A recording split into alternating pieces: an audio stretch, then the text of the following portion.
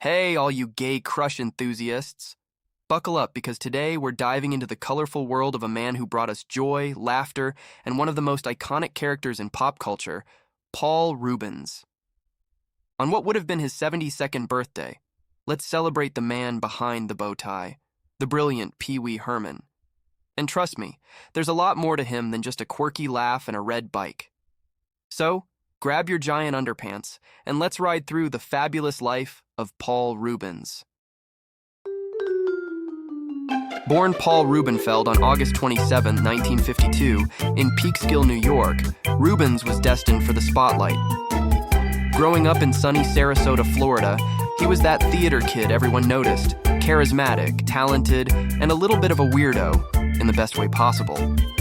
After a brief stint at Boston University, he jetted off to the City of Angels to join the Groundlings, LA's iconic improv group.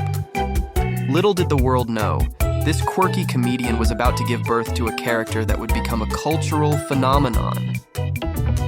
Enter Pee Wee Herman, the childlike man with the unforgettable voice, red bow tie, and a sense of mischief that could make even the most serious adults crack a smile. I meant to do that. PeeWees Playhouse wasn't just a show. It was a chaotic wonderland where the rules of reality didn't apply. And honey, those Saturday mornings, they were our guilty pleasure before we even knew what guilty meant. Pee-wee was, in a word, fabulous. A character who defied gender norms and gave us all permission to be a little bit silly. Now let's talk about Paul Reubens' looks. Sure, he wasn't your typical Hollywood hunk, but who needs conventional when you've got nerdish charm for days? With those sharp suits, bow ties, and that mischievous grin, Paul was the ultimate geek chic. And don't let the Pee-wee persona fool you. Something tells me there was more going on behind those closed doors. Maybe he was a dominant master in the bedroom? Who knows? Welcome to Pee-wee's Dungeon, where even the safe word is fun. Nerdy never looked so good or so intriguing. But Reubens wasn't just a one-character wonder. He had range. Remember him in Blow opposite Johnny Depp? Or as the slick vampire henchman in Buffy the Vampire Slayer? Yeah, our man could go from quirky to creepy without missing a beat. He was like the Swiss Army knife of actors, small, compact, and capable of doing everything. All right, let's address the giant elephant in the playhouse, the 1991 arrest. Now, tell me this. What do people expect goes down in an adult theater? A Bible study? The arrest of Paul Reubens in Sarasota for, well, enjoying an adult movie was beyond ridiculous. I mean, was this really the best use of police time?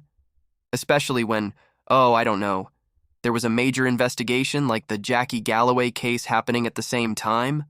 Priorities, people. But let's be real. If anything, that scandal just made Pee Wee Herman even more of an icon. Reubens handled it like a pro, with a touch of humor, and came back stronger. Post-scandal, Paul Reubens proved he wasn't going anywhere. His career saw a resurgence with guest roles in shows like 30 Rock and movies like Mystery Men. And let's not forget the triumphant return of Pee Wee Herman on Broadway and Netflix, where the magic of Pee-wee's Playhouse was reignited for a whole new generation. Sadly, we lost Paul Reubens in July 2023 after a private battle with cancer. But the legacy he left behind? It's eternal.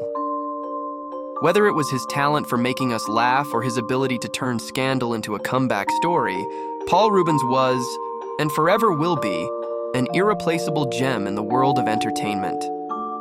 So here's to Paul Reubens, a man who taught us that it's okay to be weird, to embrace our inner child, and to always laugh at life's absurdities.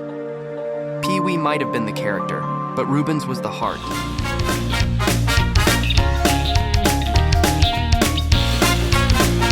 If you loved Pee-wee, loved Paul, or just love a good comeback story, hit that like button, subscribe, and tell us your favorite Pee-wee moment in the comments below. And remember, wherever you are, there's always something fun to do in the playhouse of life.